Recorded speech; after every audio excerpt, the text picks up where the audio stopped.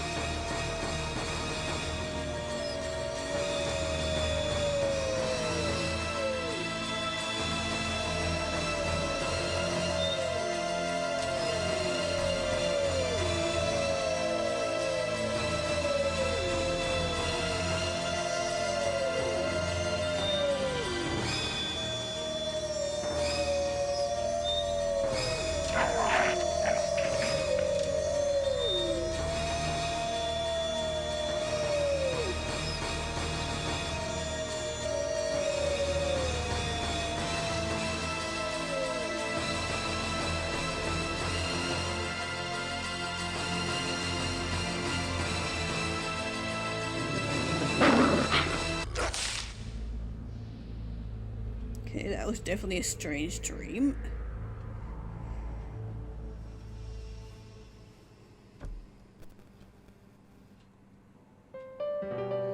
Okay, and it is now morning, I guess. Okay, nothing really to look around here. I'll head downstairs first.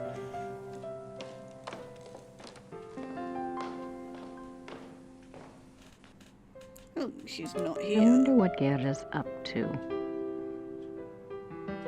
I wonder what Okay, well, let's head out.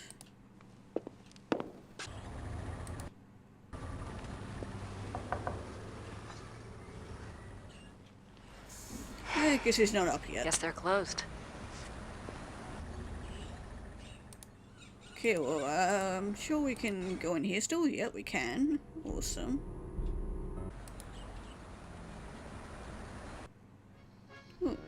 Oh, great, those people are there. Okay, let's just avoid them and hope they don't notice me. Herr Huber? Yes?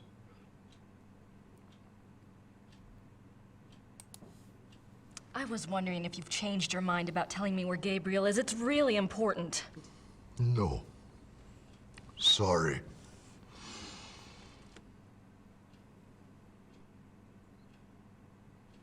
Thanks. Bitte? Well, it was worth a try. But regretfully, I have a feeling we need to talk to these guys. Hello there, dear. Hi, I'm Grace Nakamura from the castle. Am I interrupting? Heavens, no. Have a seat, Miss Nakamura. Well, I might. For a moment. Isn't this nice? We just finished our breakfast. Do you want something? No, thanks. Good for you. I can never turn down food myself. Now you just tell us all about it, Sugar Pie.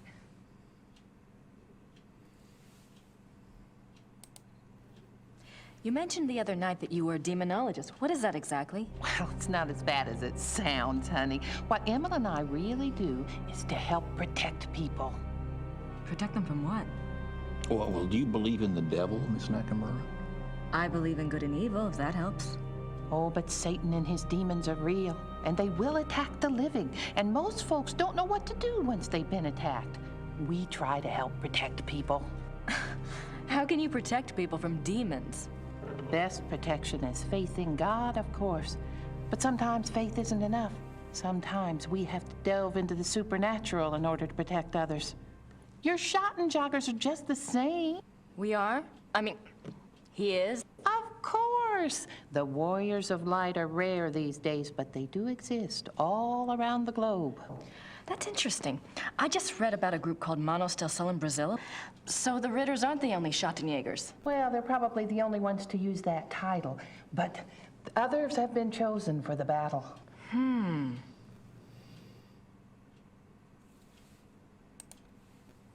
Do you know anything about King Ludwig II? Sure, we saw his castles, didn't we, Mother? We sure did. Why do you ask? Well, I found a letter in the Schottenjäger library warning Ludwig about the Black Wolf. Who wrote the letter? One of Gabriel's ancestors, a Schottenjäger. Seems like whoever was using me as a megaphone helped you find that letter.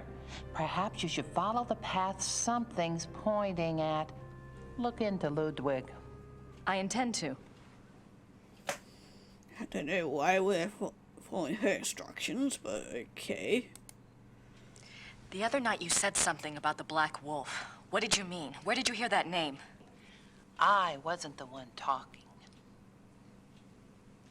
I don't understand. Well, that's quite all right. The point is, it would be a very good idea to answer those questions, and we must work together to do so. Of course I'll help you, Pumpkin. I'd like to know myself, wouldn't I?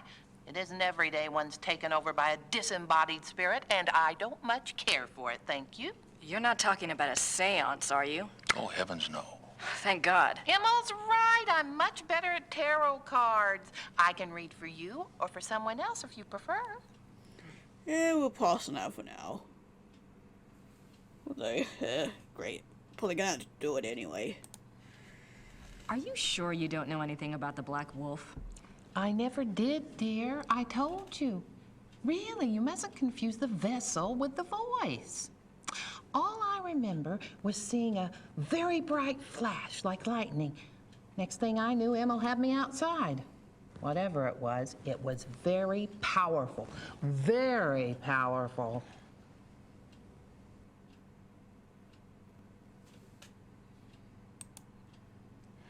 Well, I guess it wouldn't hurt to do my tarot reading.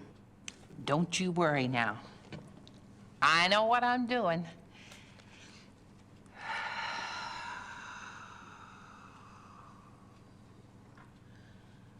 Push your vital energies into the cards.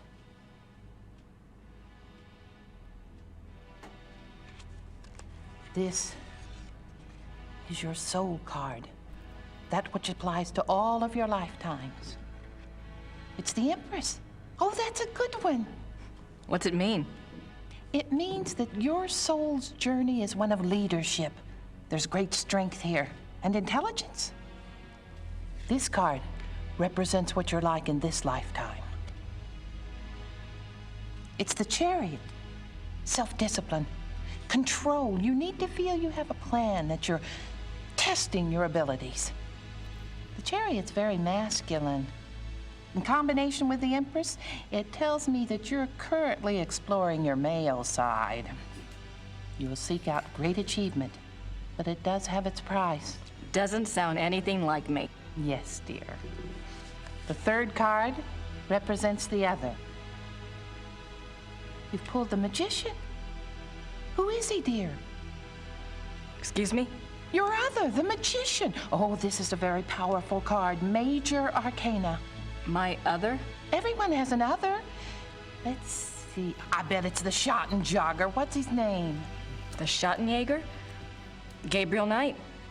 A name of power. He is powerful, this one. The Magician is dexterous and cunning, mischievous and manipulate. That's Gabriel, all right. And very strong with magical and occult powers. Now, this is interesting because your card, the Chariot, is all logic and reasoning, while his, the Magician, is spiritual and intuitive. You two are quite a pair.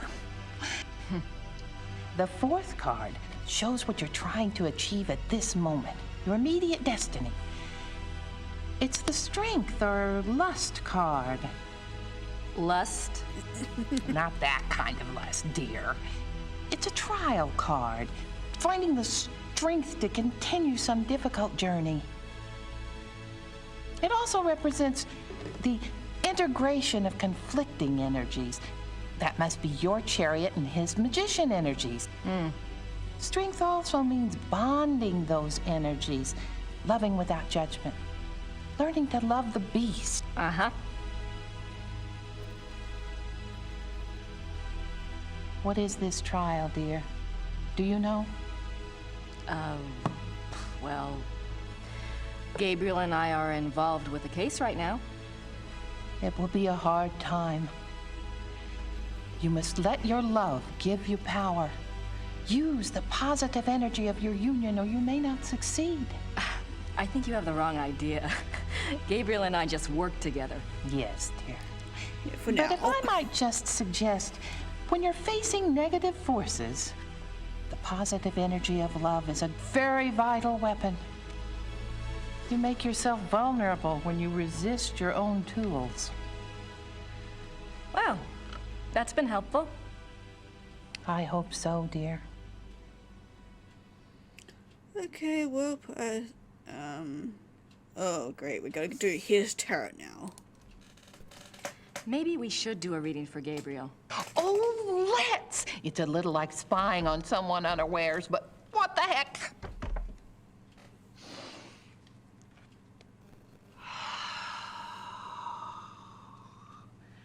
Reach out to the cards and to think about his essence. His soul card is the magician. Yes, dear, it reflects your other exactly. Well, maybe, but I'd rather hold out for David Copperfield. And his lifetime card? Oh, goodness. The lovers. You mean the sole purpose of his life is in his pants? Doesn't surprise me. Yeah, I was about to say It's that. not what you think, dear. It's a duality card. As a lifetime card, it refers to Gabriel's own duality. Good versus evil, physical pleasure versus spiritual growth, that kind of thing. His challenge is to integrate the conflicting parts of himself. Until he does, he'll never find peace. All the white sausage has made its And return. you will find peace when you acknowledge all of him. Find a way to love the worst as you already love the best. You're really reaching. Mother. His other is the High Priestess. Let me guess. That's me, right? No, dear, it's not. The High Priestess represents psychic mysteries, deep wisdom. This is a very different energy from your earthy one. This must be our connection. To the voice, dear! Someone is trying to communicate with Gabriel. This force is represented by the High Priestess. That's not much help. What about the Black Wolf? But it is a help, dear. The High Priestess is a spiritual guide card if ever there was one. The message must have been a warning. If this force is connected to Gabriel, and if he's so very psychic, then why doesn't it just go to him? Why say it to me? Maybe Gabriel's blocked. Maybe he's purposefully blocking. There is that duality business. Let's go on and see if it becomes clear. The fourth card, remember, represents the current situation. It's death. Oh shit. Oh, That's not good. nothing to worry about then. Now, you just leave interpretation up to me, Sugar Pie. It's a transformation card, dying to one thing and being born to another. It is painful, but it isn't necessarily bad. Yeah, I don't like that, especially after the end of Two the of last Wands. chapter. Oh my. What? A 2 is not good here. Wands is Mars in Aries. That's a war card. In conjunction with the death card, Ah, shit. there are 2 possible transformations. 2 transformations? Yes, dear. Well, we're gonna get turned into a whale. Gabriel is waging a spiritual battle. The transformation might be good or evil. That must be the purpose of the High Priestess. She's trying to guide him. So you think he really might be in danger? Oh, yes, dear. Gabriel's very essence is at stake. If he takes the wrong path with his powers, Emil and I will stay in town. You must let me know if anything else happens that we can read for clues. Let the Force use you.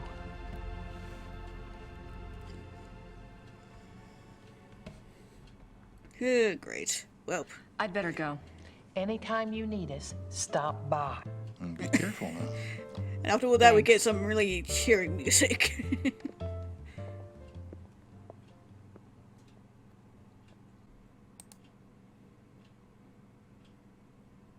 Oh, we can have a look here. Okay, I knew there had to be something to do. I wish I could read these biographies of Ludwig. Wait a minute.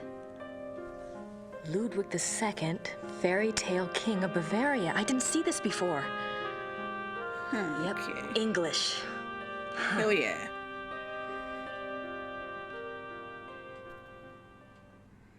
Okay, let's just check the other There's book. nothing else on werewolves in the occult section. Okay, just making sure. I'm not sure what other case books would be relevant. Okay, we just had to double check just in case. Okay, well, let's have a look at this. Okay, ooh, got a phone number there, just in case. Ludwig remained throughout his life both very bright and very naive. He was an introvert who seemed to be constantly out of sync with traditional views of rulership, money, and human relationships. The world ever failed to match his ideals. Perhaps this was a fault of his sheltered upbringing as future king. He never was introduced to the real world, and the real world failed to interest him as an adult. In his youth, Ludwig was in fine physical condition and loved to hike alone in the Alps and ride horses. He had a hunting lodge, Schahen, specifically for this purpose. Unfortunately, in 1872, a rather traumatic hunting accident befell the king at Schahen, and his leg was cruelly damaged. He never fully recovered from this incident, and his hiking and riding ceased. His physical health deteriorated from that time on, and explains why he looked so unhealthy in later years. Didn't mean to skip over that. Ludwig remained throughout his life both very bright and very naive. He was an introvert who seemed to be constantly out of sync with traditional views of rulership, money, and human relationships. The world ever failed to match his ideals. Perhaps this was a fault of his sheltered upbringing as future king. He never was introduced to the real world, and the real world failed to interest him as an adult. In his youth, Ludwig was in fine physical condition and loved to hike alone in the Alps and ride horses. He had a hunting lodge, Schahen, specifically for this purpose. Unfortunately, in 1872, a rather traumatic hunting accident befell the king at Schahen, and his leg was cruelly damaged. He never fully recovered from this incident, and his hiking and riding ceased. His physical health deteriorated from that time on, and explains why he looked so unhealthy in later years. A hunting accident?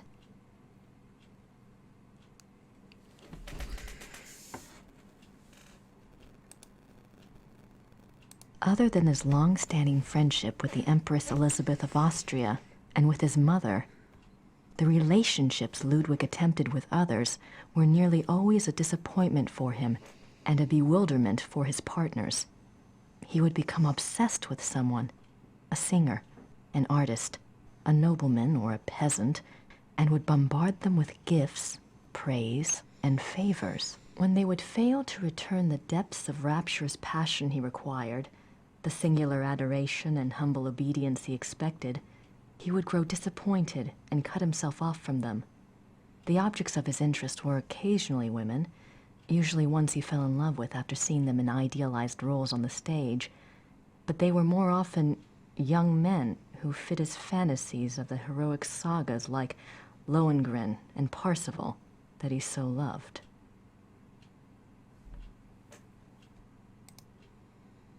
A good example of the king's obsessive behavior in relationships is the following letter from the Königlich Bayerische archives, which this author was privileged to access. It is dated 1864, and it was written by Ludwig's manservant, Paul, to a friend. The king has been in high mood these days. The reason, of course, is a new interest. Thursday last, the king attended a performance of Lohengrin in the Wittelsbacher Theater. He came back in a fever, demanding that a man be found. The man, it was gathered, had been sitting in a box across from Ludwig and had drawn the king's attention by his beauty and his deep emotional response to the performance. The king declared that here at last is a sensitive soul. The man was tracked down and brought in for an audience. Upon my word, never have I seen any mind so in line with His Majesty's own. They discussed Wagner and France and Byron and all manner of things until long past dawn.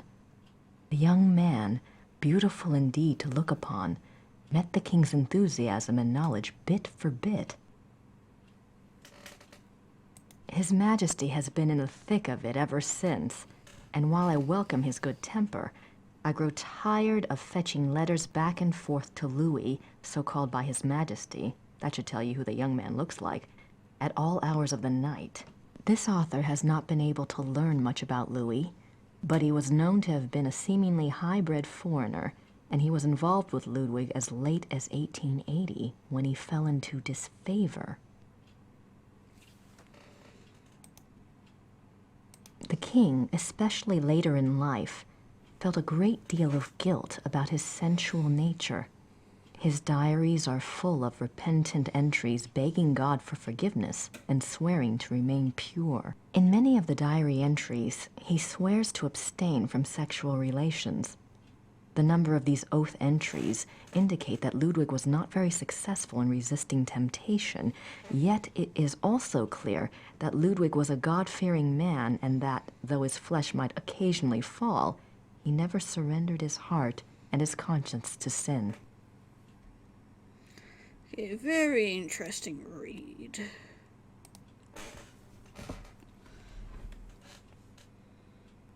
I'm not sure what other...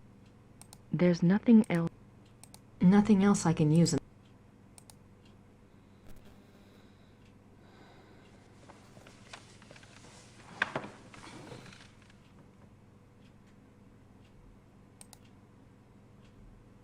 I'll write to Gabriel, soon as I have enough info to blow his little investigation out of the water.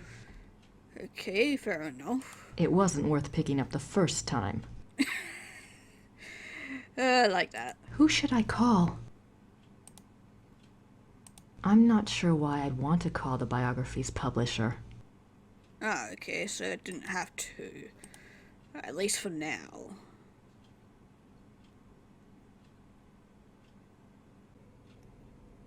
I don't want to go back into Gerda's bedroom. She might catch me in there. Yeah, I might get in trouble.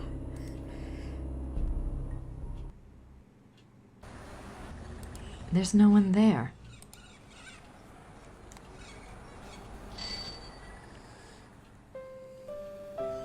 Guten Tag. Grüß Gott, Frau Nakamura. Ich habe etwas für Sie. Oh, yeah, right, I forgot that we had Oh, it's from Gabriel. Ja, das ist vom Schattenjäger. Ja. No, I think you... Gabriel is a working partner and... Yeah. Never Everybody mind. thinks we're Danke. Bitte, brauchen Sie noch etwas? Okay, yeah, I forgot that we had the mail. Okay, well, bye. Danke. Bitte. Okay, we'll have a read of it.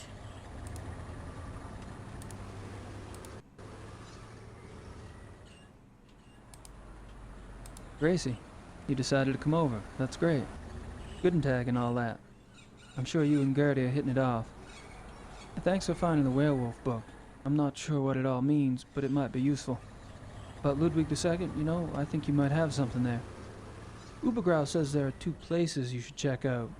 Ludwig had a castle called New Swan something, and there's a museum about him at Year in Chemistry. Something like that. I really think you should spend some time looking into it. Don't worry.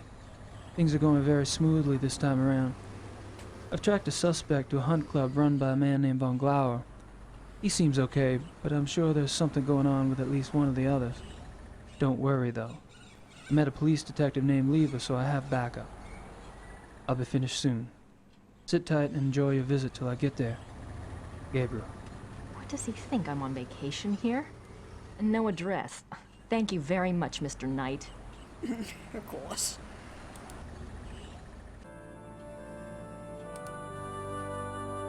Oh, hi.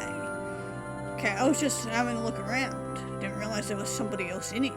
Gerda's here. I wonder what so- she's up to. So yeah, this is where she ran off to.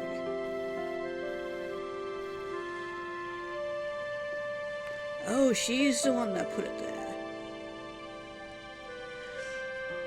I'm guessing so. Oh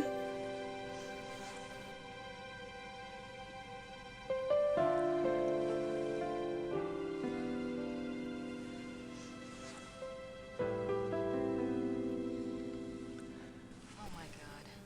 Gerda was in love with Wolfgang. Huh, so she had it all wrong.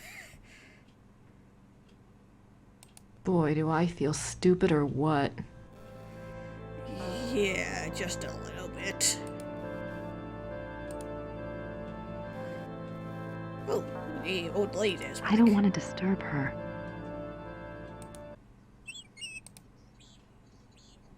Oh, we get a different cutscene for him. Okay, just don't prick your fingers on him.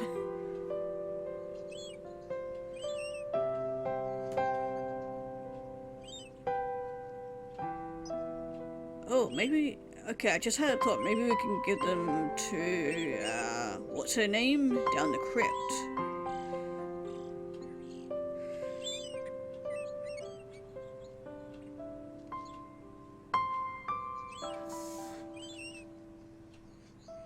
Okay, don't try to pick all of them.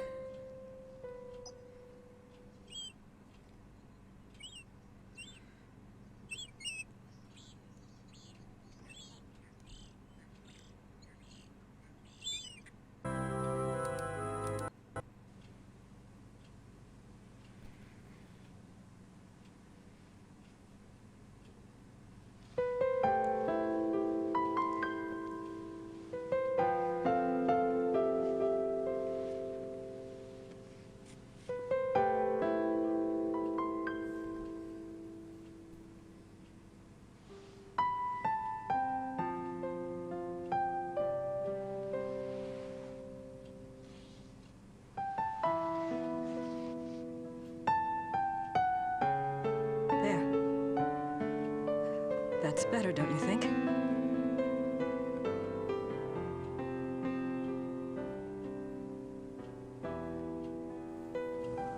I'm so sorry. I was an idiot. Gabriel and I, we never... I know. It's my fault. It's Gabriel's fault. He never tells me anything. I don't know why he didn't want me on this case. Maybe he just... Don't even try to make excuses for him. Still, he's up to his neck in it, I think. Will you help me out with something? Of course. I have to do some research on Ludwig. I want to go see some of his castles. Take Gabriel's car. There's a map of southern Bavaria in the car. Ludwig's castles are all marked. Oh, thank you. Thanks. Good luck.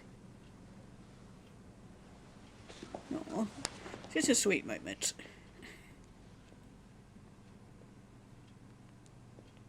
Oh, want to give her a hug. Okay, well now we can actually get to the car.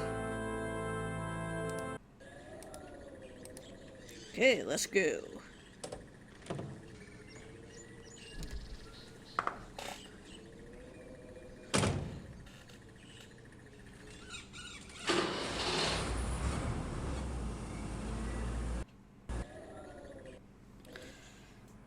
Okay, so we got plenty of places to go.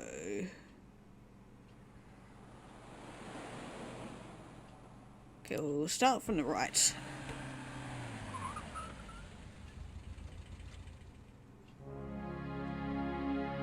this place kind of looks fancy. I can't see the displays until I've gotten past the counter. Yeah, of course. Okay, well, let's go talk to her then. Guten Tag. Guten Tag.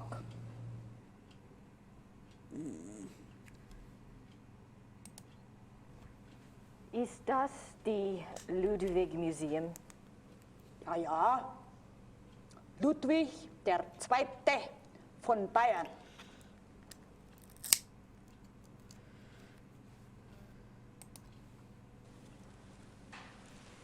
Ich hätte gern eine Eintrittskarte fürs Museum.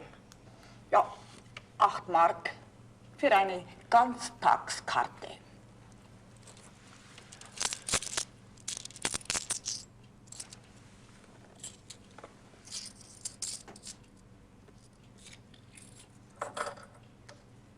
So, Danke. bitte.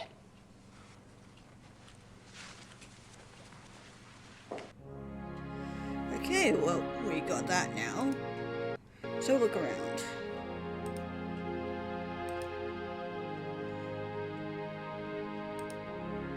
Okay, let's have a look. July 3rd, 1863. Elizabeth, you can have no idea, dear cousin, how happy you made me. The hours recently passed with you in the railway carriage I consider among the happiest in my life. Never will their memory fade. You gave me permission to visit you at Ischl. If the time comes for this ardent hope to be fulfilled, I shall be of all men upon earth the most blessed. The feelings of sincere love and reverence and faithful attachment to you, which I cherished in my heart even as a boy, makes me imagine heaven upon earth and will be extinguished by death alone. I beg you with all my heart to forgive the contents of this letter, but I could not help myself. Ludwig.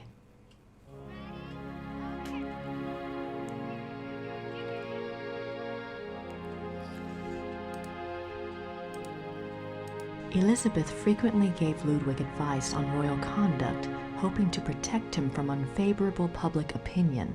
March 1st, 1865. My dearest Eagle, you have not written me in a few months. I have missed you. I often try to imagine what you are doing. I hear tales that you have been on retreat and have not been seen in Munich for some time. I suspect it is this new friend you wrote up so mysteriously that takes you away from home. I hope you are enjoying yourself, my beloved, but I beg you to caution. The people need to see you at the throne. I also hesitate to suggest that what your officials do in your absence may not always be in your own best interest. You have always been a true king, but you must let the people see you to ensure that they don't forget that. E. Your dove.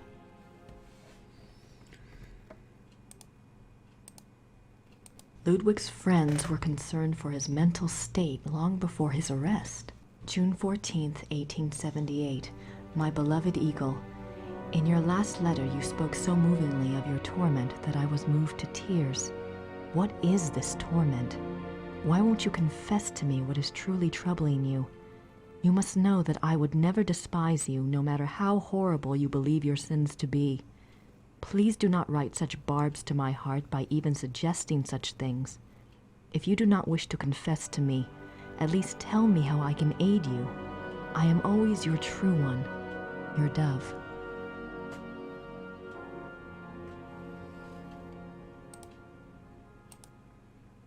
In this letter, dated November 1886, Elizabeth of Austria thanks Bishop Frank for his assistance in helping her fulfill Ludwig's last wishes. She writes that she knows it was an unusual request, but she believes Ludwig had reasons of his own for wishing it to be done. She hopes that his spirit finds peace at last. No further reference to this letter has ever been found. One can only speculate what the last wishes of a cornered and embattled Ludwig might have been. Very interesting. What were his last wishes? This place is giving me more questions than answers. Yeah, that is definitely certain. Oh, we got some photos. They certainly make an incredible looking couple. He looks familiar. We saw him in her dream. I'm wondering if this is the same Baron that we saw, or that we made friends with. They certainly make an incredible looking couple. Okay, well. Look at this photo or painting here. Okay. One of Ludwig's few close friends was Empress Elizabeth of Austria. She was a distant cousin of the boy Prince, and he saw her often growing up. Graceful and beautiful, Elizabeth seemed to represent the feminine ideal to the younger Ludwig. Their friendship continued after her marriage, mainly by correspondence. She remained a source of stability for Ludwig throughout his life.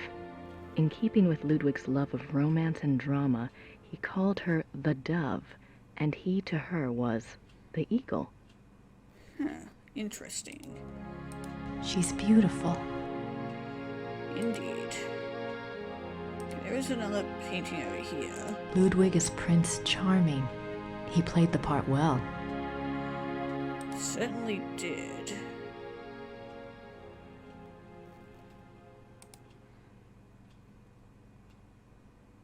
Okay, we can go either left or right. We'll go this way first.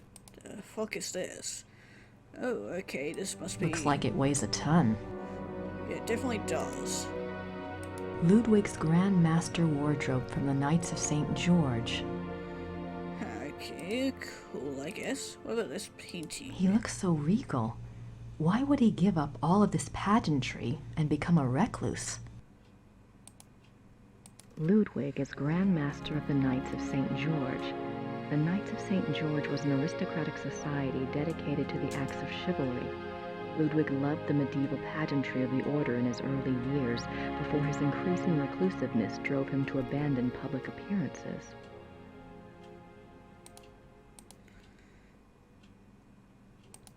Okay, what about this thing?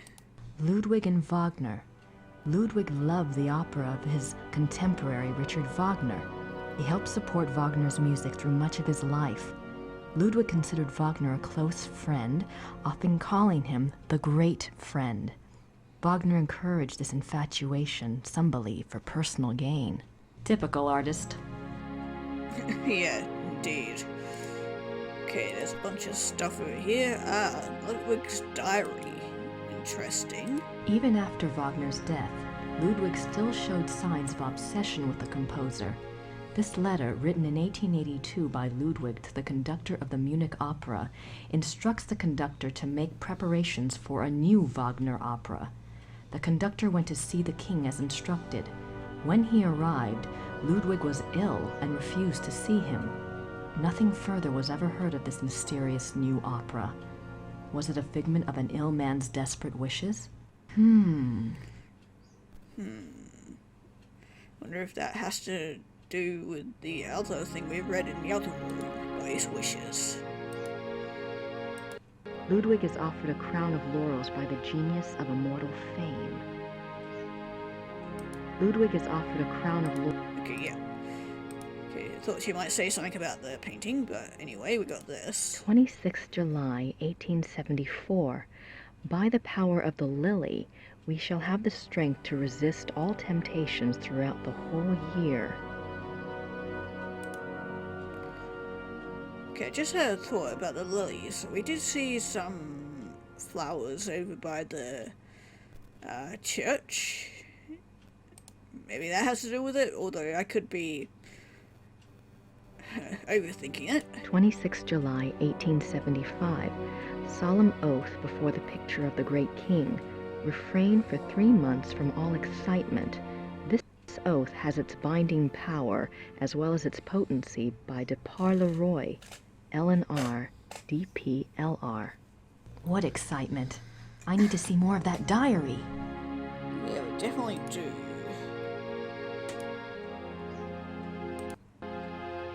Okay, let's go over this way. Okay, this is the last days. June 7th, 1886.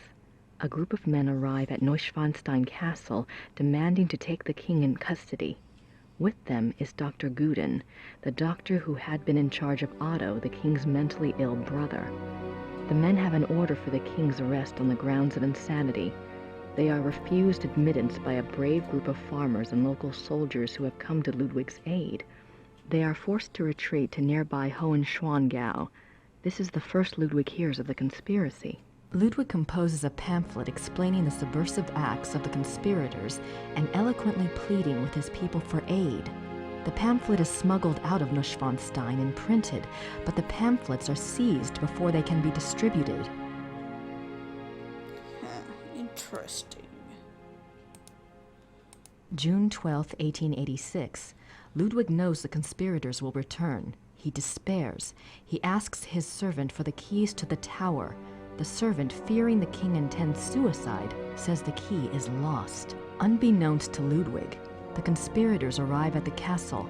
This time, there is no one to stop them. Ludwig is lured from his bedroom to the entry hall of Neuschwanstein on pretense. There, he is taken into custody. Ludwig is taken by carriage from Neuschwanstein to Berg, where his brother Otto had long been imprisoned. This is a great blow to the king's state of mind.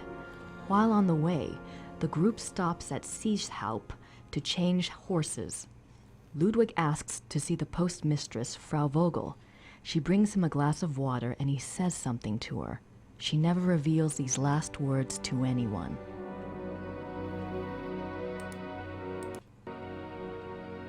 June 13, 1886. At Berg, Ludwig seems cooperative and coherent. Dr. Guden writes to the government that he has Ludwig well under control.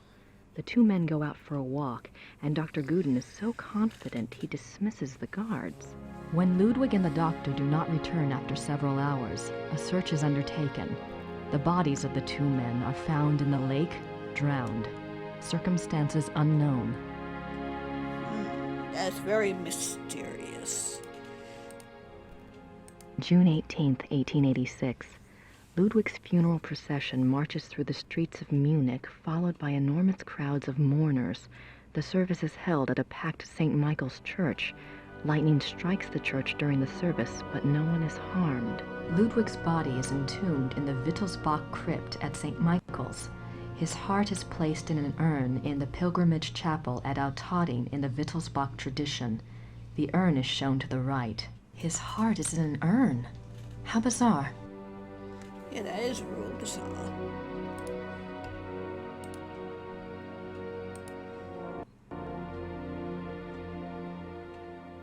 Okay, what's these? We got...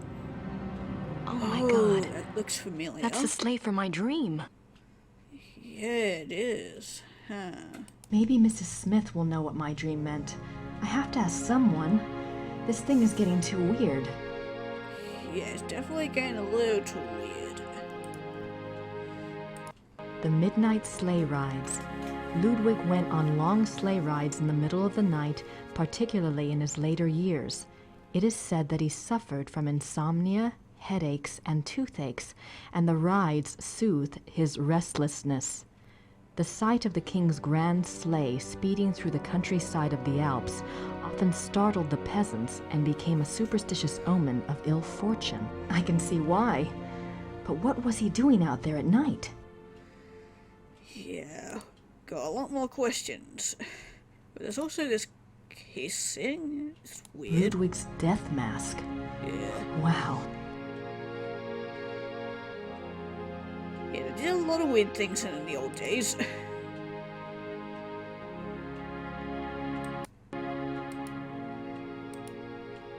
I hadn't quite read this. I have no idea what that says. Looks old, though. Yeah, okay. No surprise there.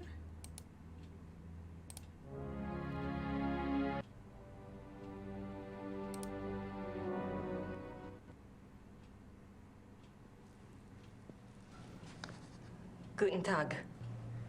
Guten Tag.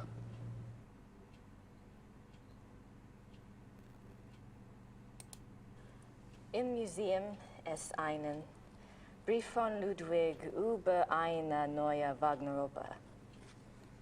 Ja, ja. Ich kenne diesen Brief. Wo kann ich mehr von dieser Wagner-Oper sehen? Ja, ich weiß nichts über Wagner. Das hier ist kein Wagner-Museum. Ja, ich weiß. In Bayreuth befindet sich ein Wagner-Museum. Versuchen Sie es halt doch, ne? Bayreuth. Danke.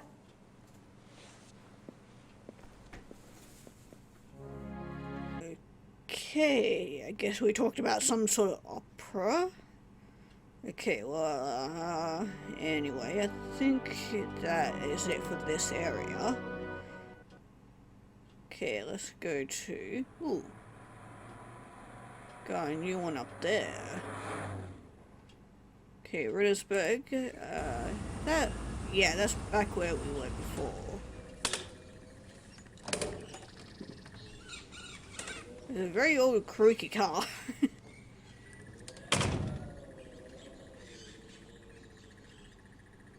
Okay, yeah, so yeah, that goes back At to... least Yeah, where are the keys? There. Okay.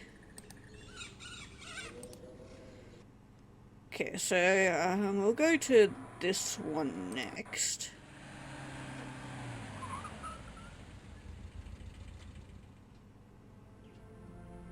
Ooh, this is a very fancy looking castle. Also don't like that it's up on the edge of a hill here. One avalanche and that is all gone. Okay, hi there. I don't think the guards want to be bothered while on duty. Yeah, probably. Okay, what's up on here?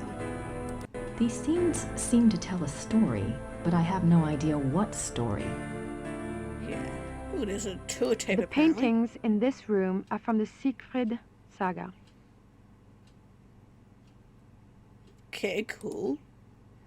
Ooh. Our tour begins in the entry hall. Ludwig II lived from 1845 to 1886. He assumed the Bavarian throne at the age of 18 when his father died. Ludwig's passion was building castles.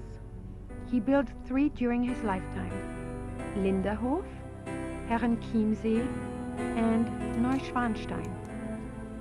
Plans for a 4th castle, Falkenstein, were underway when he died. In addition to his obsession with building, Ludwig also had a passion for classical heroic German mythology, a taste he shared with the German opera composer Richard Wagner.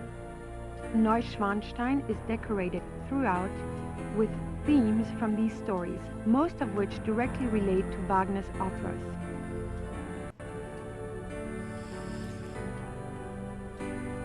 Okay, the guard just left. Okay, well, anyway, that's kind of cool that they got these, like, tour tape things so we can have a look. Or learn about these types of things. The paintings in this room are from the Siegfried saga. Okay, cool. These scenes are from the Siegfried saga. Yeah, we figured that out. Okay, what's this door over here? I wonder where that door leads. Yeah. Okay, well, I guess we're going over this way. You are now standing in the king's bedroom.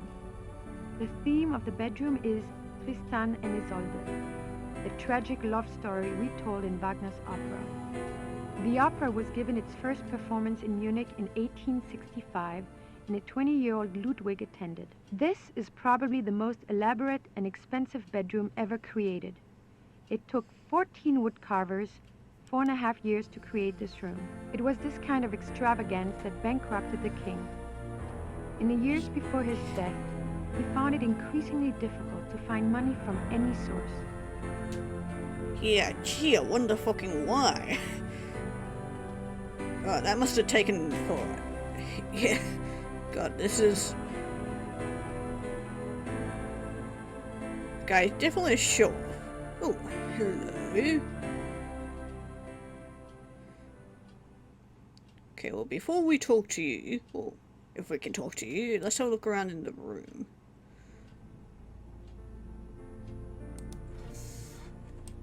Okay, we can't click on anything there, so... Scenes from the opera Tristan and Isolde.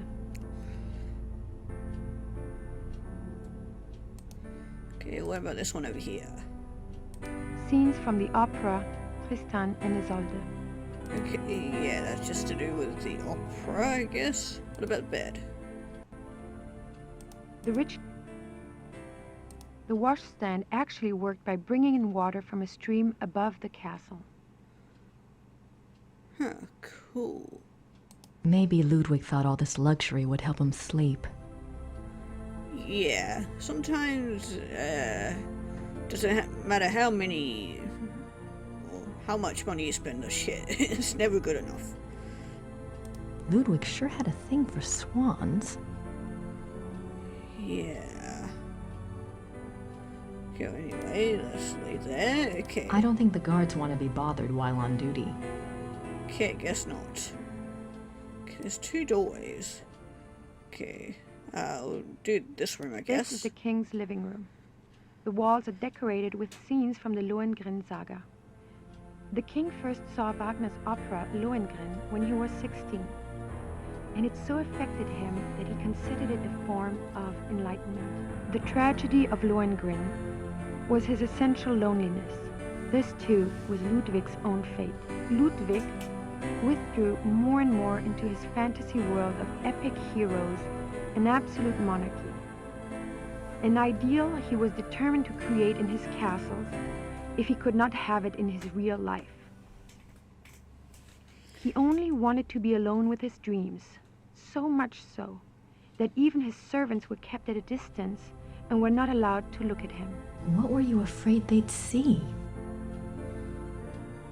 Kind of definitely feel you on that one. We'll say hi. Okay, there's this painting over here. The Miracle of the Grail. Okay, cool. These linens look seriously expensive and seriously old. Yeah. Everything in this castle is extravagant. Okay, it's loading. Oh, no, she's leaving, that's why.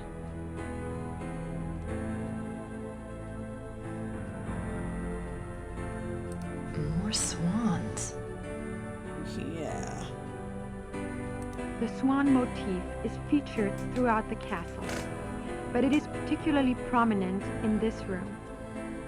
Both the swan and the lily were symbols Ludwig associated with himself. They represented his ideals of majesty and purity. The painting behind the swan shows Lohengrin's arrival. Huh, cool. It's very interesting. Okay, well, we can... Okay, this is a weird room. This is a reproduction of the grotto from the Tannhäuser saga. In such places, Ludwig could pretend he was one of his beloved mythic heroes. As the grotto personifies, the castles were solitary playgrounds built for Ludwig alone. He believed the masses were too coarse to appreciate fine art, and he seldom entertained guests. In fact, Ludwig had a standing order that upon his death, the castles were to be destroyed. Fortunately, the estate was in such debt that the castles were opened for paying tours only weeks after Ludwig's death. They haven't closed since. It is one of the great ironies of Ludwig's story that the castles that he was thought insane for building are now considered Bavaria's finest treasures. They have paid for their construction many times over. Oh, hello. I see you to come in here. But this is all very interesting. I can almost picture Ludwig in here. I wonder what he really dreamt about in this room. Apparently a lot of things. Okay, well, I think that's it for this room. I don't think the guards want to... This is the king's study. Ludwig spent much time at his desk, writing letters, drawing up plans for his projects, and studying his favorite authors. He loved poetry, history, and the classics. In later years, he also studied the occult. What affairs of state he did reluctantly attend to were generally attended to alone at his desk in writing. His reluctance to meet with his heads of state and perform the duties of the king were one of the reasons for the charges brought against him in 1886. But Ludwig dreamt of true kingship and a true monarchy, and the small powers left to him after Bavaria succeeded power to Prussia only incited his disdain and frustration.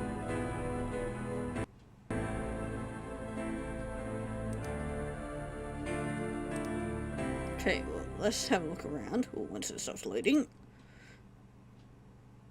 I wonder why he was studying the occult before he died. That's what we're here to find out. I wonder why he was studying...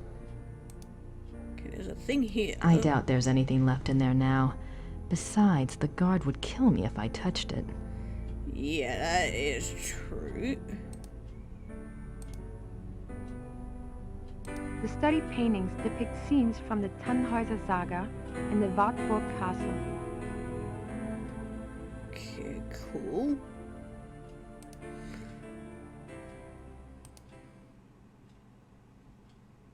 The study paintings depict scenes from the Tannhäuser Saga and the Wartburg Castle. Okay, cool. Well, this one. The study paintings depict scenes from the Tannhäuser Saga and the Wartburg Castle. Okay, cool. Okay, I think that's it for this room. Okay, apparently we can go... Okay, yeah, that just goes back into here. Okay, let's go through this door. God, I'm gonna get so lost in here. The hunters track down Engelhard and Hildegunde. Okay. Oh, and I also forgot to do This this is the room. final room of our tour, the Singers' Hall. It was modeled after the Singers' Hall of the Wartburg Castle, where minstrel competitions were held in the 13th century. The hall was built for small private concerts, but Ludwig himself never gave one here. It is said that during the last few years of Wagner's life, he came to Neuschwanstein frequently and performed for the king alone in this room. The hall is probably best known for its enigmatic wolf paintings. The original paintings were from the Parzival saga, but in 1882, Ludwig had them replaced, supplying the description and titles of the new paintings himself. While all the other rooms in the castle show scenes from Wagner's operas, the scenes in this room are not from any opera that anyone can identify. It is yet another of the many mysteries associated with the life of the fairy tale king. Yes, all very mysterious. Engelhard courts Hildegunde.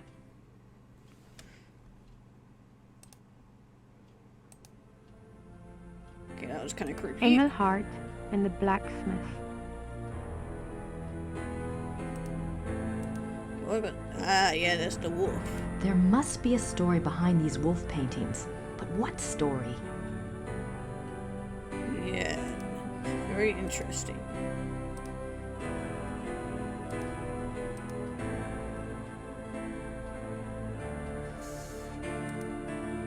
Okay, there's some other stuff over this way. The wedding feast of Hildegunde and the Baron.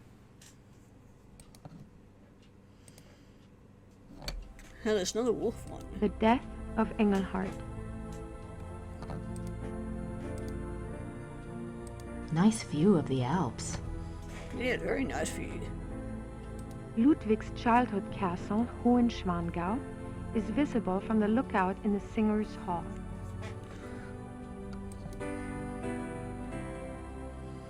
This is the final room of our tour. The hall is Okay, there was this room over here that we never got to see. This is Ludwig's private chapel. The king was a devout Catholic, as were all of the Wittelsbacher rulers. They supported the Roman Church even when other European countries were dominated by Protestantism. Wait, what's this thing? The Black Madonna of Altading. I wonder what her story is all about. Okay. The stained glass window depicts St. Louis receiving the last sacraments. Okay, there's this cross here. It's a beautiful crucifix, ivory and gold. Okay. Okay, this thing A here as king well. saint? I wonder if Ludwig pictured himself that way. Or maybe he just wanted to be that way. The paintings above the altar depict St. Louis surrounded by the seraphim. An interesting side note. For a period of about a year, the Louis images in all three castles were ordered to be covered up with black cloth on the unfathomable whim of the king.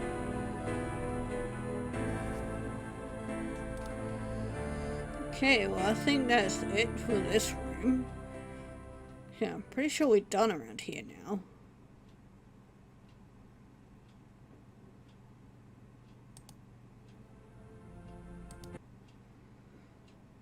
Okay, let's try going to here. Alright, hope we have enough fuel in the car, because definitely doing a lot of driving around. Grüß Gott. Guten Tag. Ist das die Wagner Museum? Ja, you're an American, aren't you? I'm afraid the house is closed this time of year. It will be open next month. Crap. God damn it. You are interested in Wagner? Very interested. Very recently very interested. Yeah.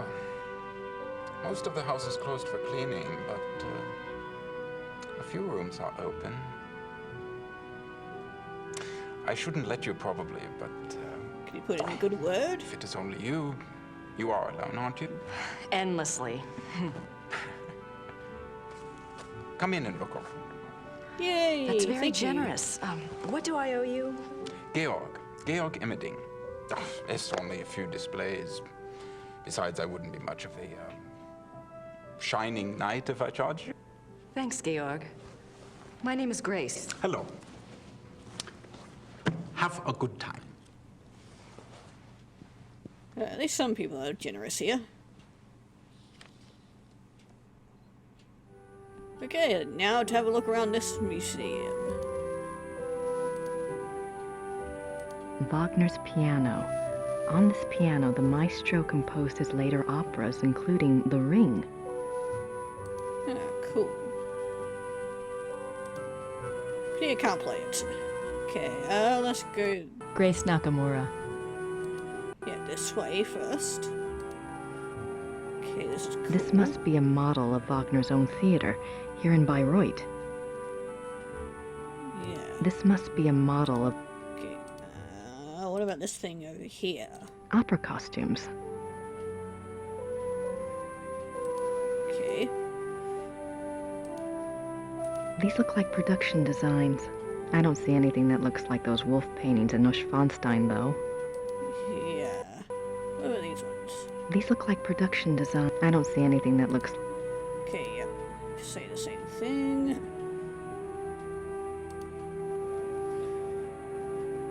Okay, let's go through this door. The great patron himself.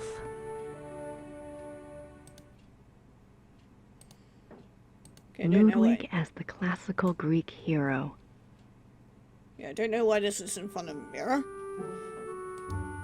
Unless he's that conceited. Ooh, there's another mask there. There's also a couple of letters. We'll start from the left here. A portrait given as a gift from Ludwig to Wagner. Okay. June 10th, 1881, Munich residence. Great friend. I am writing to you in the middle of the night. My blood is pounding too wildly for sleep. Tonight's performance, how can I describe it? I am unsure whether to be terrified or thrilled. Perhaps I even feel hopeful. If it is hope, you have given it to me, my friend, for the first time in years. We must speak. Something happened during the music tonight, but I must have your absolute confidence. As you love me, come at once. Your devoted king, Ludwig. Okay, what about this other letter? July 1882. Great and beloved king, Monsieur Beaujolais and I have finished the diagram. We checked the figures many times, and Monsieur is confident that it will work. 8 identical fixtures are to be made from the diagram and placed in the theater exactly as specified. I'm sending the diagram with your courier. Be full of hope and have courage. All will be well. Your own, Wagner. Very interesting. Ludwig's death mask. Yeah, I figured as much. Okay, I think that's it for... Oh no, not quite it for this room. There's a thing over here. Kind of Wagner's death mask. Ah, okay, so that's Wagner. Okay, what about this? The death of Wagner. On Ash Wednesday, 1883, Wagner suffered a heart attack in a Venetian gondola on the way to Saint Michel. His wife and the gondolier carried him into a church where he regained consciousness. Wagner died 4 days later on this sofa. That's kind of tragic. Okay, well, into the next room, I guess. Oh no, that just comes back here, gotcha.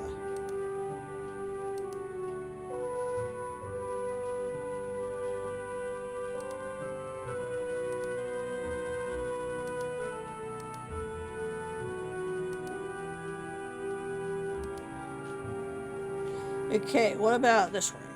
Oh no, that comes back around to here, okay.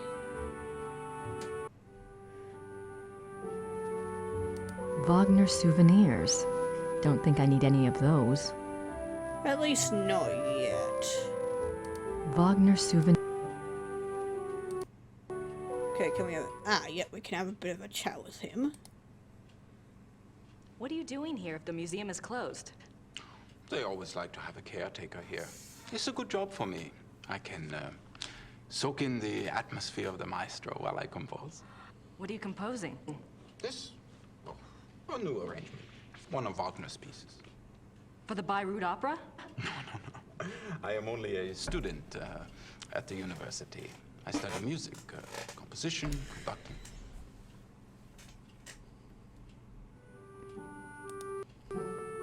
Is there much of a call for conductors in Europe? Ask my brother. He is the conductor for the Munich Opera. Well, that's convenient. Does that mean you get free opera tickets? Yes.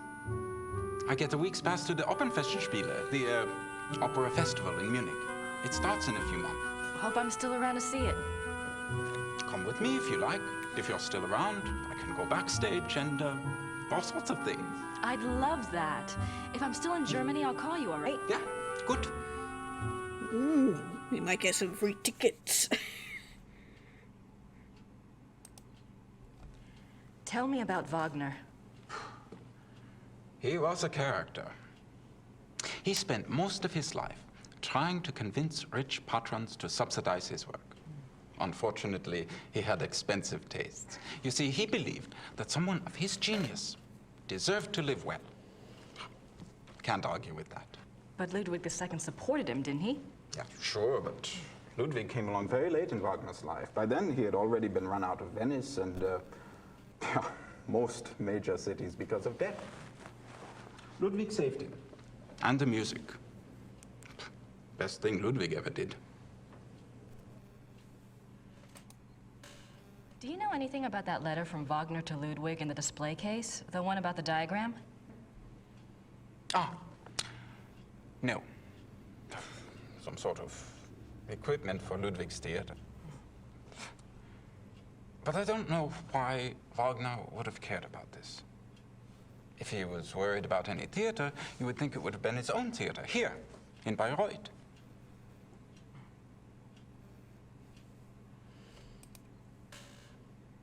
Have you ever heard about the letter that Ludwig wrote to the Munich conductor in 1882 telling him to prepare for a new Wagner opera? You're full of surprises for an American. What do you know about it?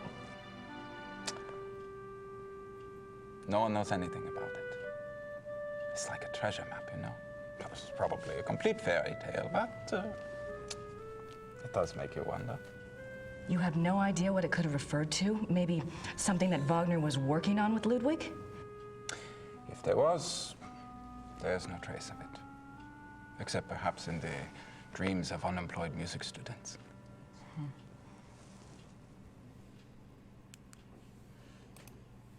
Have you ever heard about the wolf panels in the Singers' Hall at Neuschwanstein? Did my brother send you here? No? Probably not. It's only the letter to the conductor, the wolf panels. Oh, my brother thinks I am crazy because of all my theories. What theories? This is Quatsch.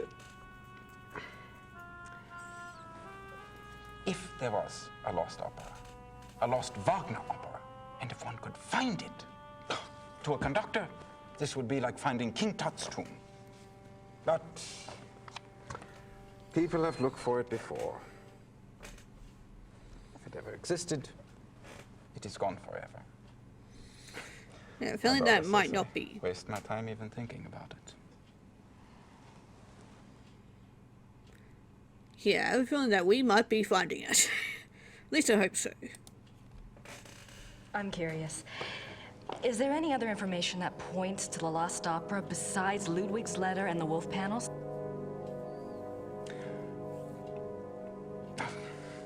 It's nothing. I'm not even supposed to have seen it. You see, my brother says that Wagner was too egotistical to have produced a lost opera. If he was working on something new, every person in Bayreuth would have heard about it. On the other hand, it was in Ludwig's character to have wanted a private opera. But it wouldn't have been private.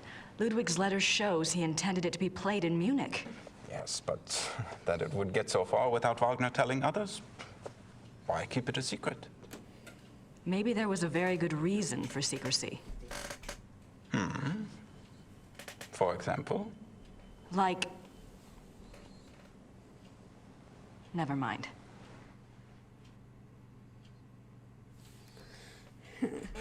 It's very forthcoming conversation.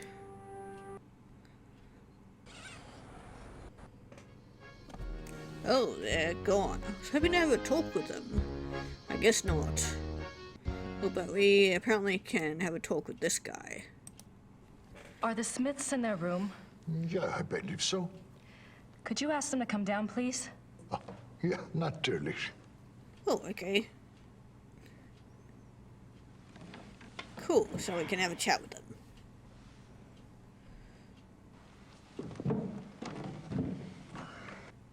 Now you just tell Merle what's going on.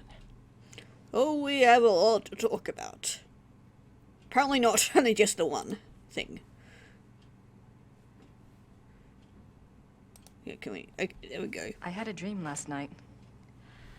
I didn't remember it at first, but I saw something today at one of the museums. What was the dream? I was being chased in the woods by wolves. And I saw a sleigh. Ludwig was inside. He pulled me up, and I thought I was safe. But then he turned into a wolf. So what do you think, Mother? A dream of rescue is a spiritual guide dream. The High Priestess in Gabriel's cards must be linked to Ludwig somehow. What do the wolves represent? I'm a psychic, dear, not Freud. But the warning I got was about the black wolf, wasn't it? And the wolves in the dream. It must be the same danger. It's so frustrating. The more I find out, the more questions I have. Why don't you try a little communicating of your own? Ludwig's the link. Appeal to him. The answers may not come right away, but at least you'll give the guide something specific to say the next time she contacts you. Isn't there any way that you could, you know, do a psychic reading on Ludwig or something? To tell you the truth, I've been trying all day to make contact. But I only feel great despair. Ludwig's soul is not at peace. Yeah, no shit. I'd better go. Anytime you need us, stop by. And be careful now. Thanks. Yeah, I love how it goes into the cheerfulness of that very serious conversation.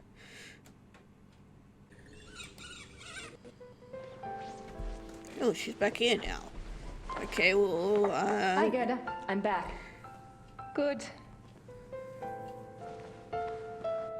Okay, can we have a bit of a chat with her?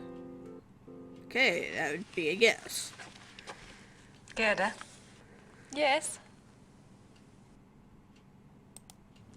Have you heard from Gabriel at all? No, Grace, I'm sorry. Never mind. Okay, no worries.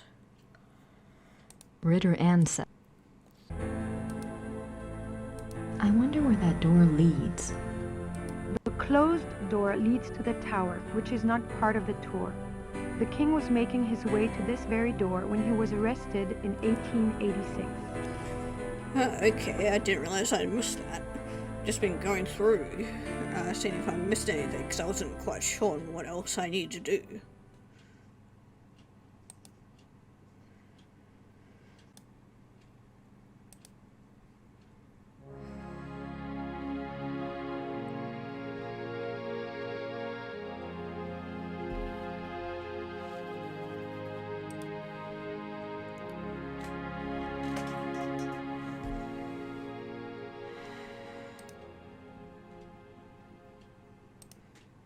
Oh, these might be what I'm missing.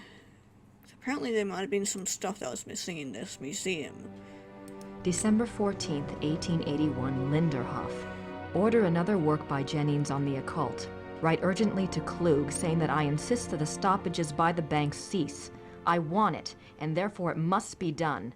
Write very urgently. He must succeed at once, and then must report to me urgently. If I give orders to clear my room, doing so must not be postponed as it happened. Pencils must be pointed without special orders. The day after tomorrow, 1,000 marks. How is Louis now? I want to know whether he looks unhappy. How often have I said that the coffee must not come up boiling hot, so that it can only be drunk after standing an hour? If any more correspondence come from Louis, they are to be burnt immediately, but I am to be informed of their arrival. Okay, what about this one? These are actual notes from Ludwig to his servants. They go far in showing the king's state of mind. They were smuggled out and used as evidence in compiling the order for Ludwig's arrest. Okay. December 18th, 1881, Linderhof. Every day get up earlier, for certain. See to that very particularly. Write it down. Remember that when the great friend arrives at Neuschwanstein, we retire to the hall. We are not to be disturbed. I will not tolerate interference or insubordination. Okay. Okay, I am hoping that is it. I don't have anything to say to her at the moment. God damn it. Okay, because apparently I need to talk to this lady about the diary entries, but apparently I need to look at everything in this room. But yeah, apparently I've not looked at everything.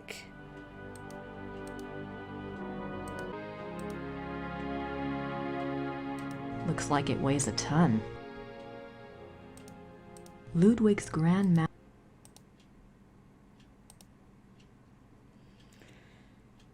Here's the other thing that I was missing. It's like right to the left of here.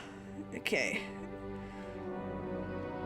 Yeah, apparently I'm not the only one that has been having troubles with this specific area. Ludwig's diary. Ludwig kept a diary from 1869 when he was 24 years old until his death. The diary provides a fascinating look into the mind of this tormented man. The original diary is kept in the Royal Archives. A few entries are shown on the opposite wall. I've got to see that diary. Ha, there we go.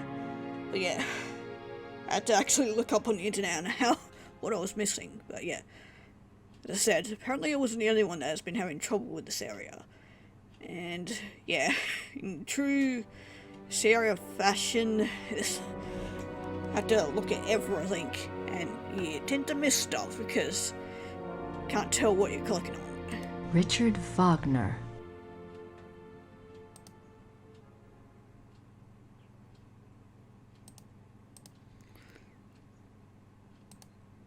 Oh yeah, and missing some stuff here too. Signets and sash pins from the Order of the Knights of St. George. These were worn on Ludwig's uniform, as befitted his rank of Grand Master. They are now the property of the Bavarian Crown Treasury. Okay, cool. I wonder if these pins have any symbolic meaning. They probably do. But I'm not good with metals, so... Hey, I can finally talk to her. Guten Tag. Guten Tag.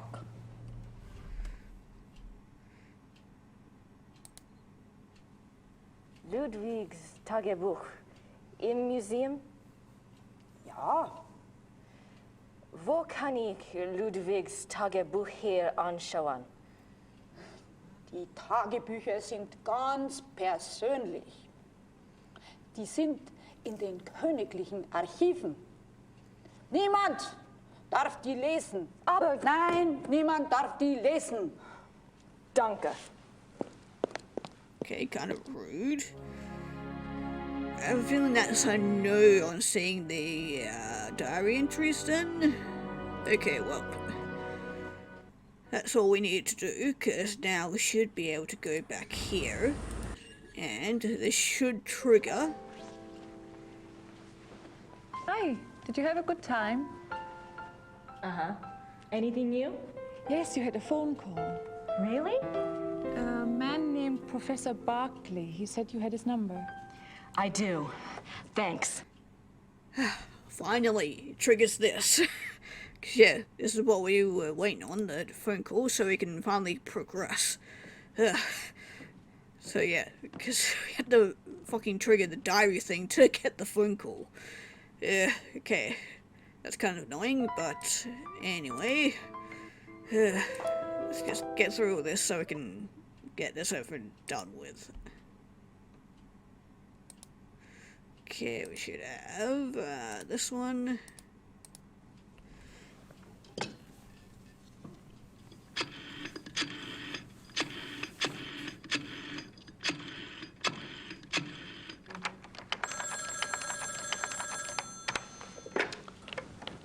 Hello? Hi, Professor Barkley. It's Grace.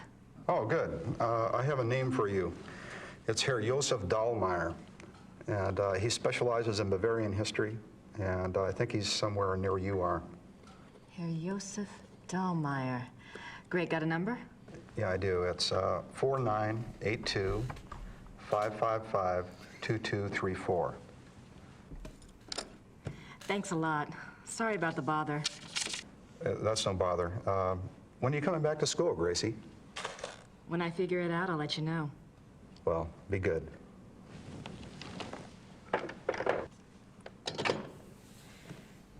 Okay, well, we have, yeah, this, so we'll try calling them.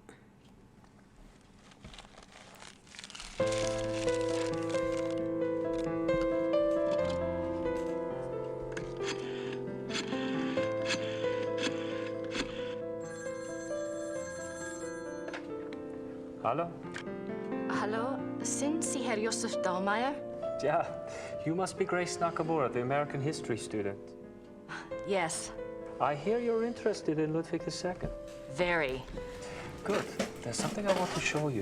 Drive to Berg on Starnberger See. Meet me at the Memorial Chapel. All right. Thank you. Oh, wait. Was there anything you wanted me to look into before we meet? Well, I was hoping you knew something about someone called the Black Wolf. He was a contemporary of Ludwig's. He lived in Prussia, I think, and he was well connected. Never heard of him, but I'll check. See you there. Thanks. Bye. Okay, got somewhere new to go to finally. Okay, here we go. This place.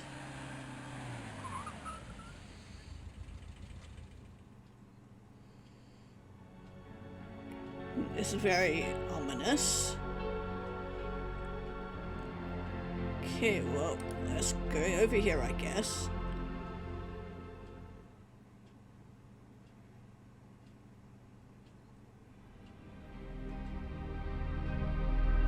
It's a memorial chapel. Yeah. Okay, well, continue walking this way. Do you think go this way?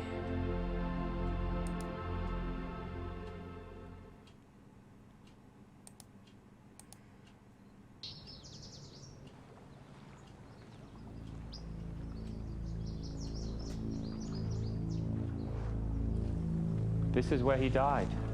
You must be Grace. Herr Dahlmeier. Hello. Josef. I didn't mean to startle you. I wanted you to see it. I feel him here the most, you know, more than at the castle. So, what did you want to know? Holy shit, we have a lot to talk about. Okay, let's start from the top. Professor Barclay says your hobby is Ludwig. Yes. He was the last real king that Bavaria had. As a Bavarian and a history buff, well, that's enough to hook me right there. But there's more, right? He was a romantic, you know. A dreamer. And he was misunderstood, maligned.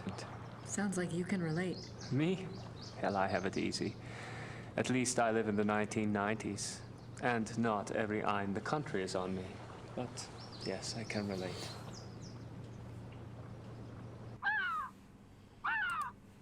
You know about Ludwig's diary, right? Of course. How can I get my hands on it? I'm sorry. I have been trying myself for 5 years. They keep it locked up tight in the Royal Archives, and they don't let it out. They must think it contains things that will hurt his image. They won't let anyone see it, not ever? Only one person outside of the government ever got to see it, a biographer, Sir Richmond Chapel.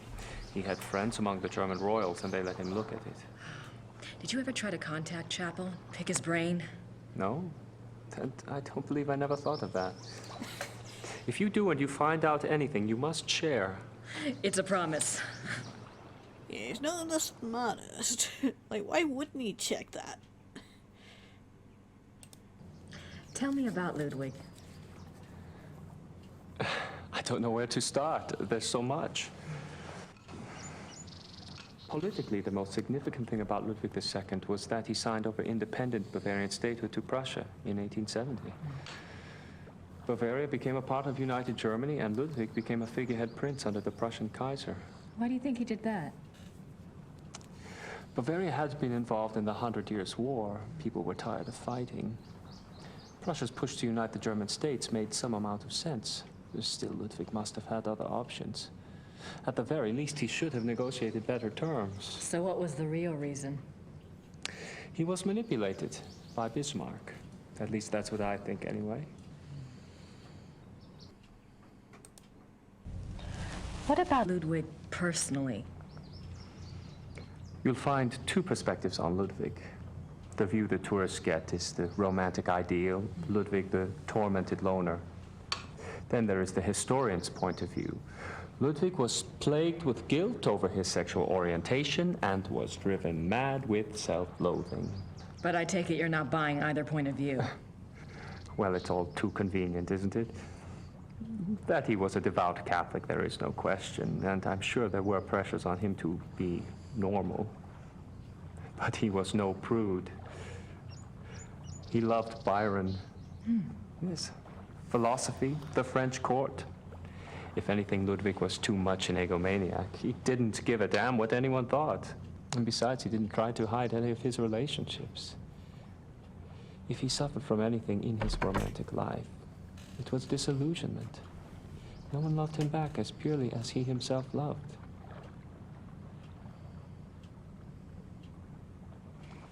Well, if it wasn't sexual guilt that tormented him, what was it? I don't know. His diary was filled with self-guilt, but I'm sure it's not about that. If I knew, I'd write my own book, set the record straight, so to speak. Yeah, I get the feeling that Grace knows what he's talking about. Have you read anything about Ludwig's midnight sleigh rides? Oh, would that have been something? To be out at night and suddenly see him sweep by with his entourage? They say the night agitated Ludwig, and that being outdoors and the rushing feeling of the sleigh calmed him down. Sometimes even the sleigh wasn't enough. He would stop in some remote woods, order his servants to stay put, and go wandering off by himself for hours. It drove the servants crazy.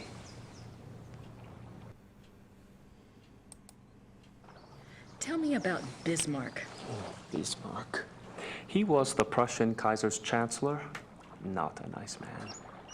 Bismarck had a reputation for learning people's weaknesses and manipulating them. It's a matter of record that he had spies on Ludwig's staff. He may even have had a henchman even closer to the king. And he was involved in the conspiracy to declare Ludwig insane.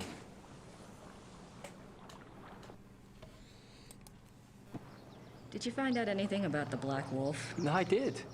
I'd read about him before, but I hadn't realized that was who you were talking about.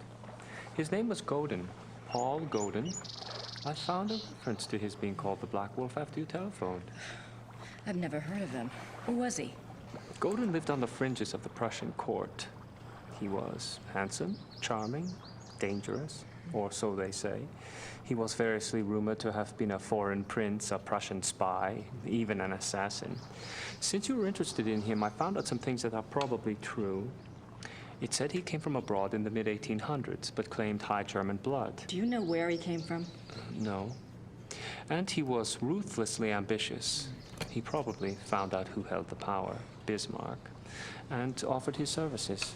Bismarck was a good judge of talent, of that sort anyway. Finally getting some answers about this guy. What else do you know about Godin?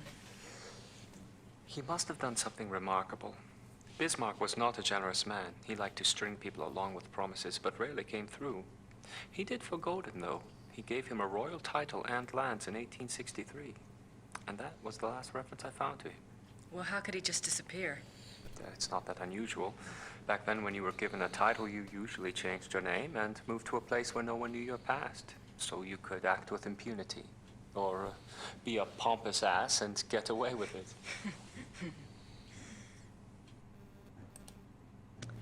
Is there any way to find out what Godin was called after he got his title? Is it that critical? It might be. Well, you could send away for a copy of the entitlement deed, assuming it has been destroyed during one of the wars. Godin's new name would be on it. But you would need a research permit from the government to access those records, and they can be very hard to get. A lot of red tape. Great. Of course. None of this is easy. What do you know about Ludwig's hunting accident? A couple of years ago, I was introduced to this great old man, a real old world farmer. Well, his grandfather was Richard Horning, Ludwig's equestrian. Oh, he told some great Ludwig stories. Sometimes I get lucky. Anyway, he said that after the hunting accident, Ludwig got terribly ill, that he had a fever and was acting crazy. They were afraid that the wolf had been carrying a disease or that the bite had gone septic. A wolf bit him? Yeah, it's not so unusual. There were a lot of wolves in the Alps back then. The servants were really worried, but Ludwig recovered, physically anyway. Horning's grandfather said it was the fever that broke Ludwig's mind, that he was worse than ever after that. Okay.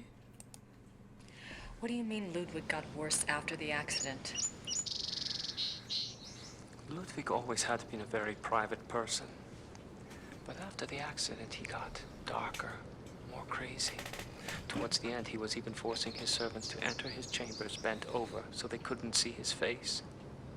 Horning's grandfather said his temper was fearsome.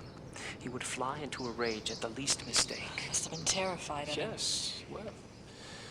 Horning's grandfather felt sorry for Ludwig, and Ludwig hated his own violence. He was always giving gifts to his servants to apologize.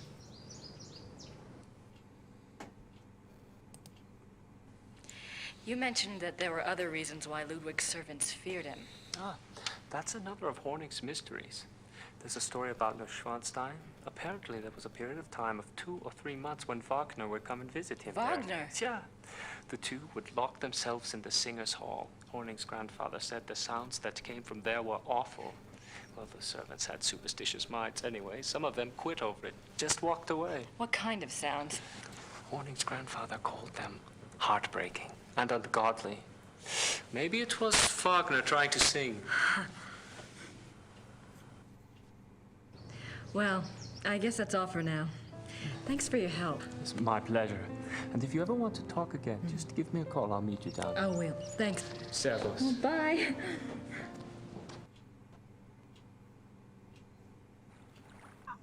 Well, he was quite charming, wasn't he? Sure he wasn't wanting us to check out his white sausage? I know we're gonna pass a moment to make that joke.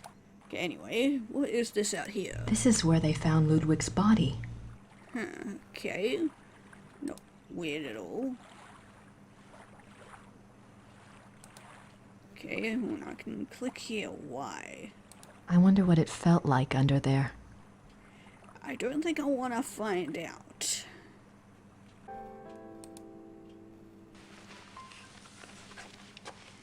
Gerda? Yes? Oh, okay, I can ask her about a special permit. Gerda, do you have any idea where I could get a government research permit? I don't have time for a lot of red tape. You should ask Herr Übergrau. He can maybe get such things very fast. You think? I was gonna write Gabriel today anyway. I should get a letter off to Gabriel. I need to include a note to Übergrau about the research permit. Yeah, okay, so finally we can write our letter.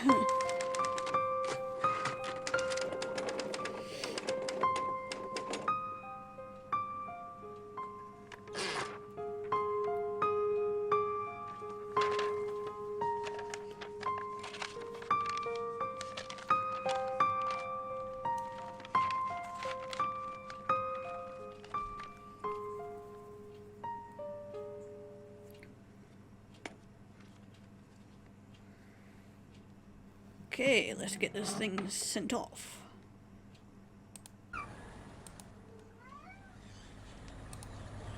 Okay, we have this letter to send off. Kann ich diesen Brief versenden? Ja, dreimal bitte. Okay, and then I'm guessing we pay you again. Okay, is that?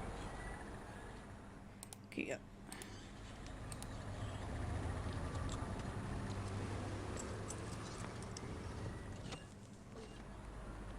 Dankeschön.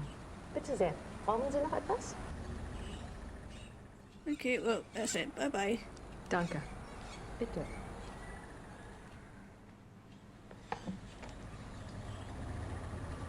Okay, what now?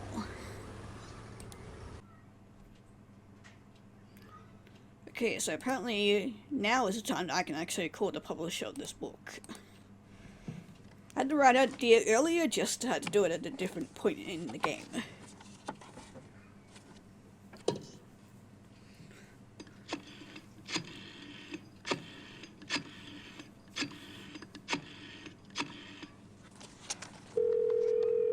Hallo, Bertel München. Hi, I have a book of yours on Ludwig II. The author's name is Sir Richmond Chapel. Yes, how can I help you? Well, I'm doing some research on Ludwig, and I was hoping you could get me in contact with the author. I'm afraid Sir Richmond Chapel is deceased. Oh, damn. Oh. That sucks. However, his son is living. Oh. Okay, well, is there talk any to way him you can put me in touch with him? And who are you doing this research for? Well, I'm working with Professor Barkley from Yale University. All right. Thomas Chapel's number in England is 41 20 555 771. Thank you very much. I appreciate it. You're welcome. Goodbye. Bye. Okay, awesome. We have a new phone number. Okay. So now to use this on here.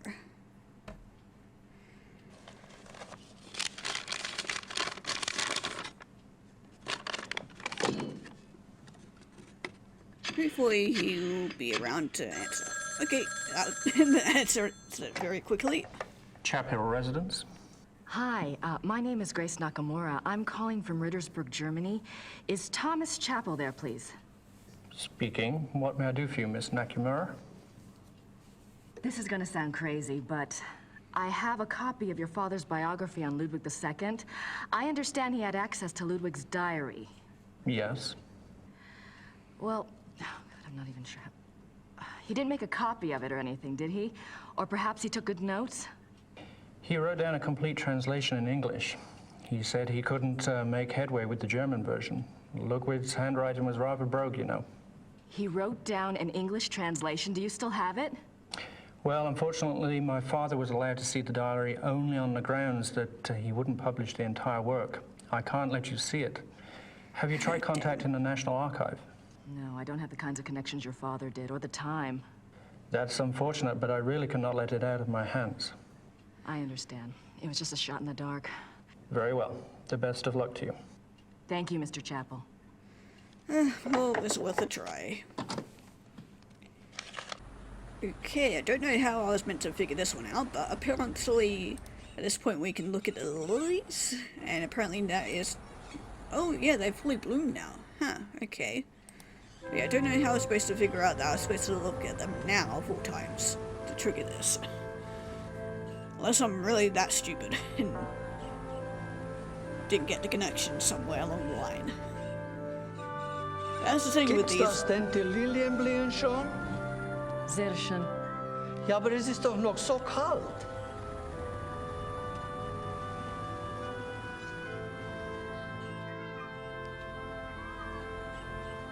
Für Sie ein Geschenk von der Madonna.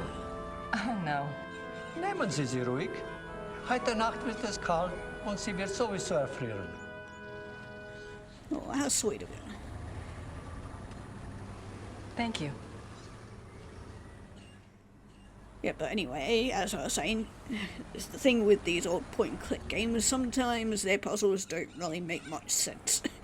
Or, like, just gameplay in general. But yeah. Anyway.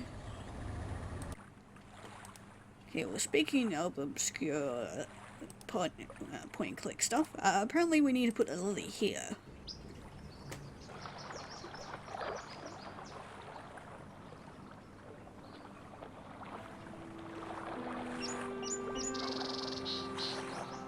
I'm trying to figure out what you want me to do, but I need more information to work with. If you can send any my way, I'd appreciate it.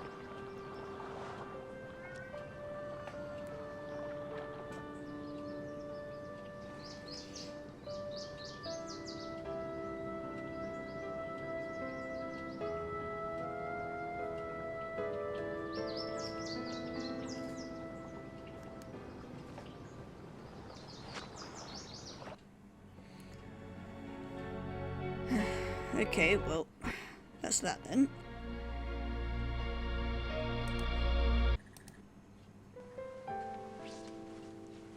Hi. You just had a phone call. It was Frau Gelde at the post office. She said a fax came in for you there. Really? I wonder what it was. Maybe it's from Gabriel. Don't hold your breath. Yeah, I was about to say. Okay, well, that... Now we can go straight to the post office. Okay, so... Don't know what the fax would be for.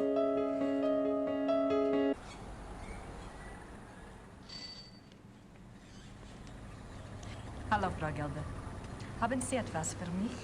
Ja, ein Fax. Ein sehr langes Fax. Das ist aber nicht vom Schattenjäger. Ist okay. Dankeschön. Thomas Chappell. Oh, shit. Ooh. Okay, let's have a look-see. Fax transmission, okay. 11th June 1872. Louis has convinced me to think matters through more thoroughly before I act. A trip it shall be then, to Shahin. It shall not alter my purpose, I feel, nor shall his compelling. The treaty is the ruin of my beloved Bavaria, and must be taken to task. Okay, hold on. Just want to see. Seems I've had a change of heart. Please keep these in the strictest confidence. Yeah. Good luck on your adventure. Okay, awesome. 11th June 18... Okay, yeah, I want to turn the page. That's what I wanted to do. 3rd July 1872. The pain gets so bad, I cannot hold a pen to write, but the horror is far worse than the pain. He says it was an accident, says that we can truly be one now, that it is a great adventure. I believe him 1 minute, and the next I can feel the flames of hell upon my heels. May God have mercy on my soul. 5th January 1874. By the power of Mary, Mother of God, I swear to refrain from the ultimate sin and to remain steadfast in my flesh. Sworn by the power of the lily, Eleanor.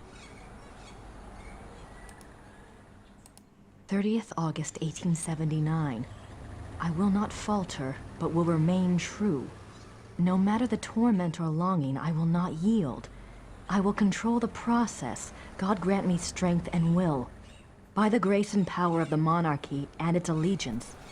De Paul Leroy, Eleanor. 10th September 1880. It is all finished. Elizabeth warned me, and I discovered the truth at last. O most venomous viper at my very bosom, O lowest of the least worthy who ever breathed, my Judas, my devil, if I could tear my heart out and fling it after him in the dirt, I would. Yeah, I wouldn't do that for anyone. 12th December 1880. He continues to come, the devil. I will never look upon his hideous face again. He is afraid I will tell, and I might. To destroy him, I might. When I think of the accident, now that things are clear, I wonder, was it truly an accident, or was it the plot to kill me? If so, why did he not complete it then, instead of putting me in this torment? Could he have hated me so? I wish to God he had simply ended it there. Plot thickens. 10th June 1881. Terror. Rapture. During W's music tonight, I felt a pulling. The horror nearly came upon me right there. Then the music turned, and it was gone. What can it mean? I must confide in the great friend. Perhaps he will know what has happened. 2nd August 1882. The experiments go better and better. W has proved as loyal and determined as ever I believed he would be in a matter of my salvation. He says he has the formula now. It remains only to put the finishing touches on the completed opera and to draw up the diagram for the crystals. Can it truly end? I scarce dare to hope. So we're gonna find out about the secret opera. April 1883. The great friend is dead. How unjust that he should be taken from me now. Where is my chance at salvation? Why has God condemned me twice? 10th October 1885. There must be made clear funds for the crystals. Lies. Everyone lies. My own servants. What must I do? Must I sell one of my beloved castles? The crystals must be made. I grow daily less able to control my own will. How long will I be able to resist the ultimate sin? And the music is worthless without a device. Time is running out. The crystals must be made. Okay, so we kind of know what they were doing. Why they were doing this mysterious opera. Okay, well, that's all the pages. Probably shouldn't have been reading it in front of the post office, because God knows who was listening in on it. Okay, now apparently we can show this to this guy, which kind of makes sense, now that I think about it more. Have you heard of Ludwig's diary? Yes, but no one is allowed to see it. It just so happens that I have a copy of an English translation right here. There's something I wanted to show you. Read this one. August, Achtung, the experiments go better and better. Faye has proved as loyal and determined as ever. It remains only to put the finishing touches on the completed opera and to make up the diagram for the crystal. My God! Wait, I want to show you something.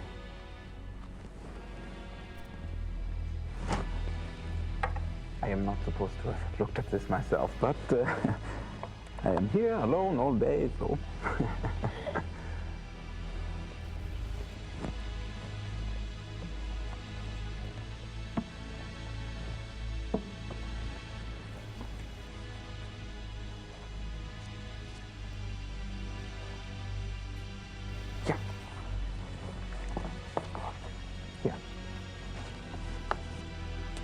July 1881.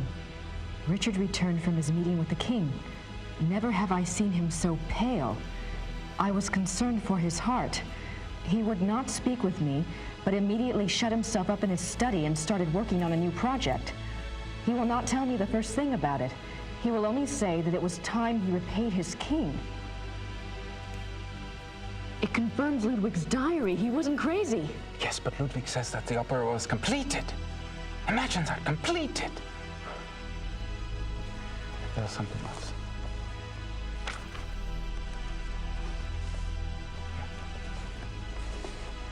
August 1882. We had a messenger tonight from the king. He brought a letter which Richard burnt. I did manage to see a bit of it. It said something about a great night in Munich and that it would be Richard's supreme triumph and someone else's destruction. Ludwig then wrote that even though he himself would probably die, his immortal soul would be freed thanks to Richard. I worry for poor Ludwig and for us. Where will we be if his madness continues? Surely someone will put an end to it. Wow. There's one more.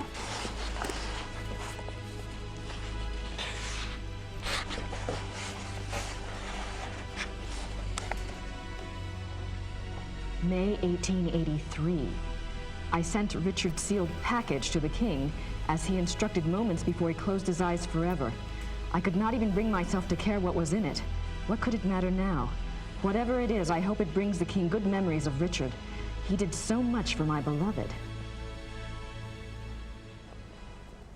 The package. At least we're on the same page there.